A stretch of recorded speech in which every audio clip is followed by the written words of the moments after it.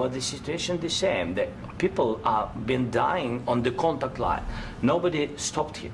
You know that we had conversations with him, a lot of conversations, my bilateral conversation, and we signed with him, me, like a new president. In 2019, I signed with him the deal. I signed with him, Macron and Merkel, we signed ceasefire. Ceasefire. All of them told me that he will never go. We signed him with gas contract. Yes, but after that, he broken this ceasefire. He killed our people and he didn't exchange prisoners. We signed the exchange of prisoners, but he didn't do it. What kind of diplomacy, JD, you are speaking about? What do you mean? I'm talking about the kind of diplomacy that's going to end the destruction of your country. Yes, but if you Mr. President, with respect, I think it's disrespectful for you to come into the Oval Office and try to litigate this in front of the American media. Right now, you guys are going around and forcing conscripts to the front lines because you have manpower problems. You should be thanking the President for trying to bring an end to this conflict. Have you ever been to Ukraine that you say what problems we have? I have been to. Come once. I've actually watched and seen the stories, and I know what happens is you bring people, you bring them on a propaganda tour, Mr. President. Do you disagree that you've had problems bringing people into your military? And do you think that it's respectful to come to the Oval Office of the United States of America and attack the administration that is trying to prevent the destruction of your country? A lot of questions. Let's start from the beginning. Sure. First of all, during the war, everybody has problems, even you, but you have nice ocean and don't feel now, but you will feel it in the future. God bless. You don't know that. God bless. God bless. You will not have a war. Don't tell us what we're going to feel.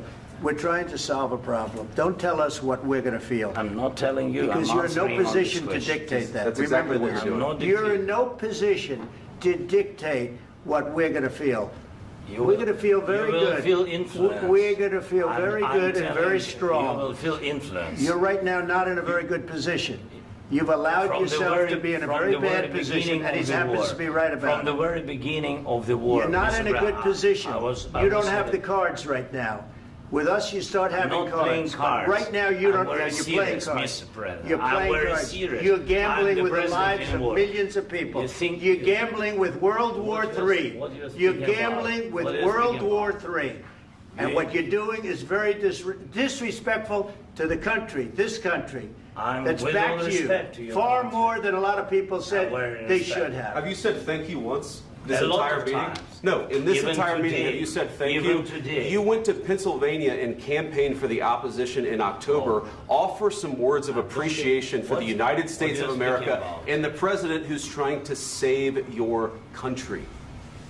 Please, you think that if you will speak very loudly about the war, He's not speaking loudly. He's not speaking loudly. Your country is in big trouble. Can I answer? Wait a minute. No. You've done a lot of talking.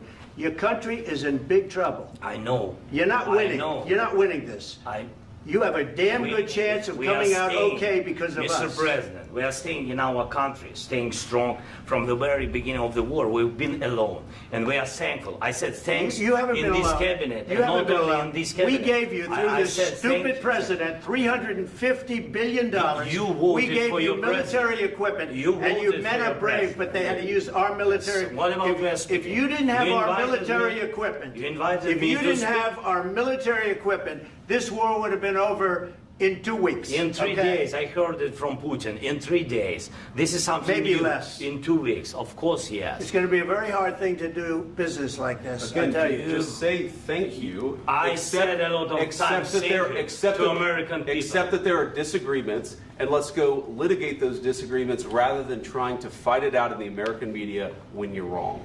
We know that you're wrong. But you see, I think it's good for the American people to see what's going on. I understand, sir. I think it's very important. That's why I kept this going so long. You have to be thankful. You don't have the cards. Thankful. You're buried there. Your people are dying. You're running low on soldiers. Listen, you're running low on soldiers. It would be a damn good thing. And then you tell us, I don't want a ceasefire. I don't want a ceasefire. I want to go and I want this.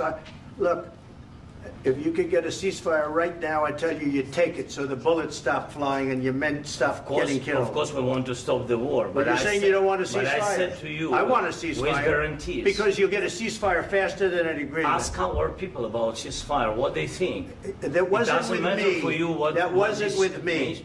That was with a guy named Biden who was not a smart person. That was with Obama. It was your president. Excuse me. That was with Obama, who gave you sheets, and I gave you javelins. Yes. I gave you the javelins to take out all those tanks. Obama gave you sheets. In fact, the statement is Obama gave sheets and Trump gave javelins. You got to be more thankful, because let me tell you, you don't have the cards. With us, you have the cards. But without us, you don't have any cards. One more question to Mr. Vice President. I'm sorry. It's going to be a tough deal to make.